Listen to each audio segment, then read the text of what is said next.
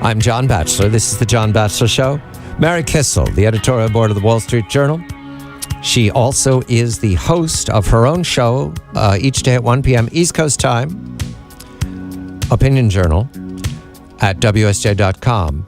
This is the moment I always enjoy each week with Mary because she gets most happy when we go to Australia. It's so fun. Yes. It's so fun. And we're going to Australia to Tim Wilson, Director of Climate Change Policy and the Free Trade Unit at the Institute of Public Affairs, because while it is true the campaign for election or re-election of Julia Gillard does not begin until September, and it's a 5-week campaign, we know the campaigning's underway right now, and there's been news this last week that's exciting because, Tim, a very good morning to you.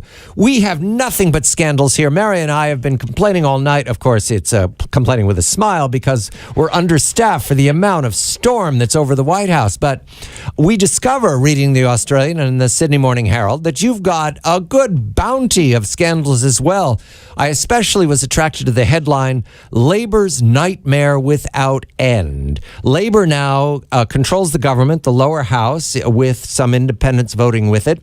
Is Labor now, all of a sudden, people have rolled the rock over and finding it's got wiggly things in the night? Good morning to you, Tim. Good morning, John. Good morning. Good evening, I'm sure it is for you, Mary. But it's actually a lot of issues that have bubbled up from lower levels of government.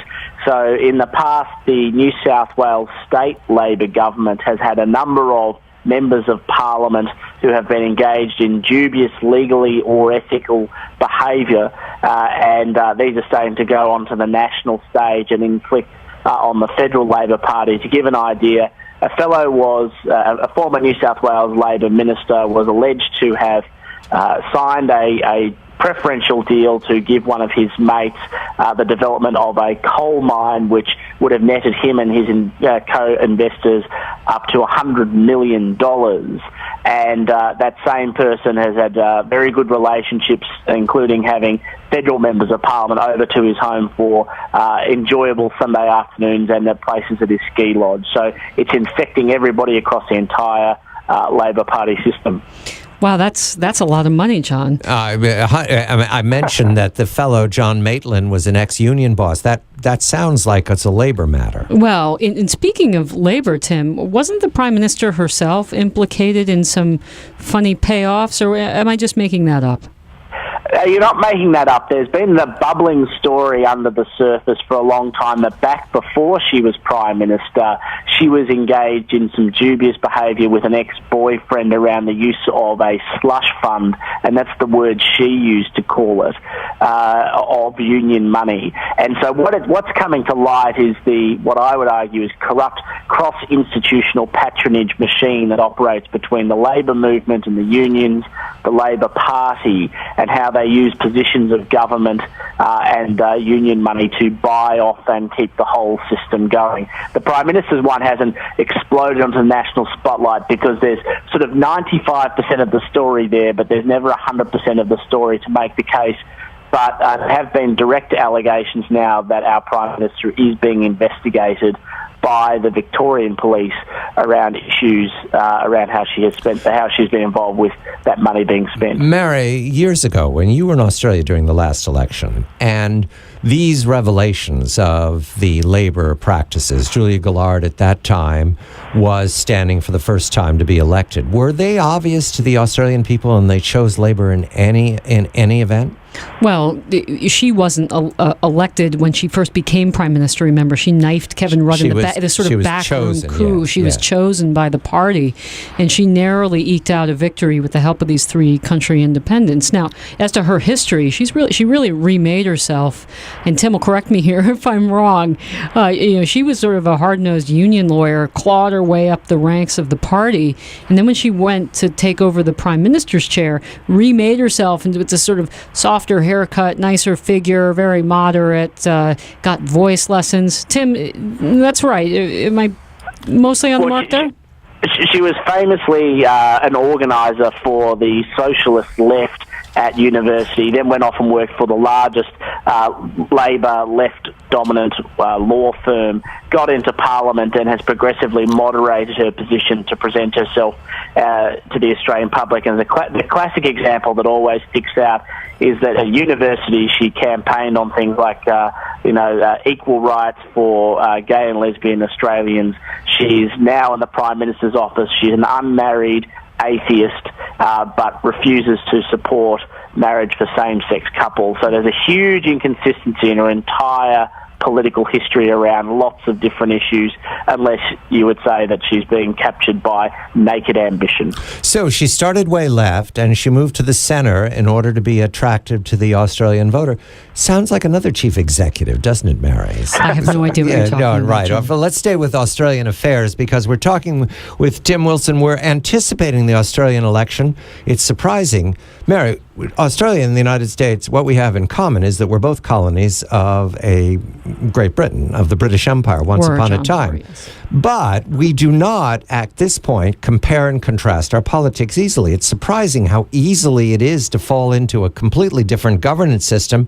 Tim, we ask for help with this headline because I go to the National Affairs page on the Australian right now, just up. Julia Gillard is seized on comments by NSW, New South Wales, Liberal Premier Barry O'Farrell to attack the federal opposition over school reform to pressure the states and territories to sign up to her government's proposals.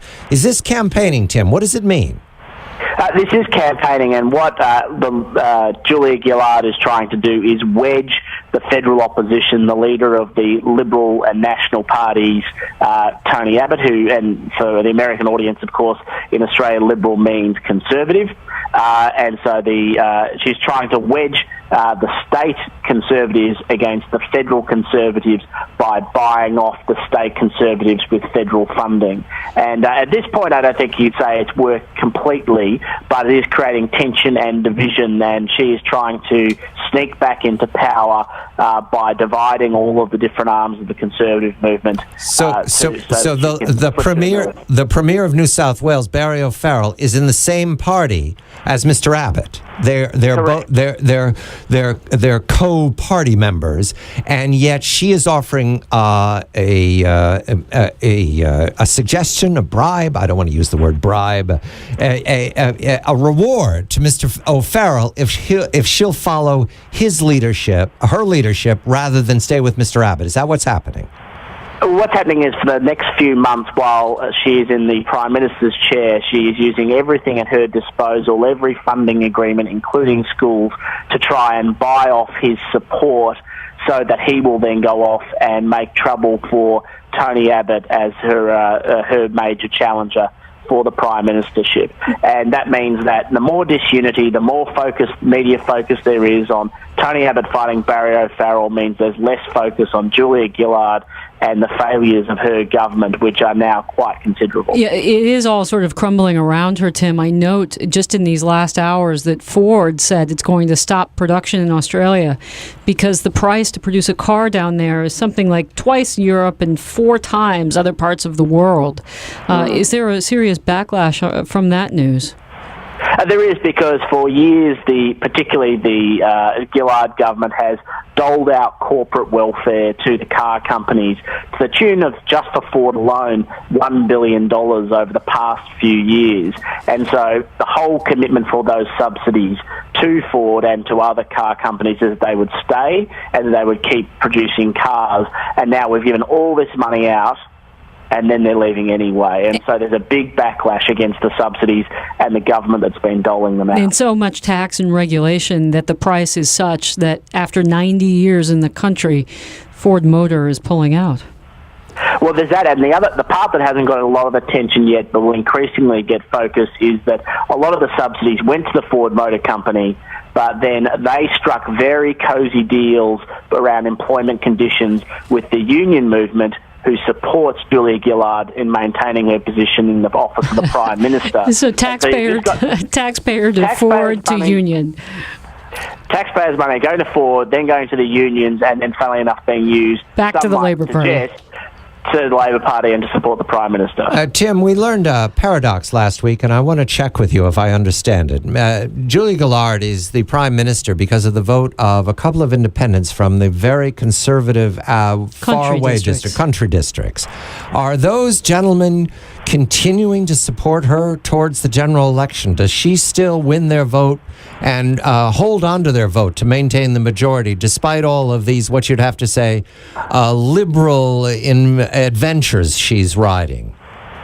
Well, she gets their support, and they're all largely in the same sinking ship at the moment. There's no appetite for them to switch. They've completely tied up to her agenda. They've supported every step of the way, and for so long as they are in the balance of power, which means in the Parliament, which means they have influence and power and control, they will continue to stay there, because the alternative is to have an election, and when there is an election, they will just be in, if they survive, and it's looking less likely they will, and they'll lose their seats.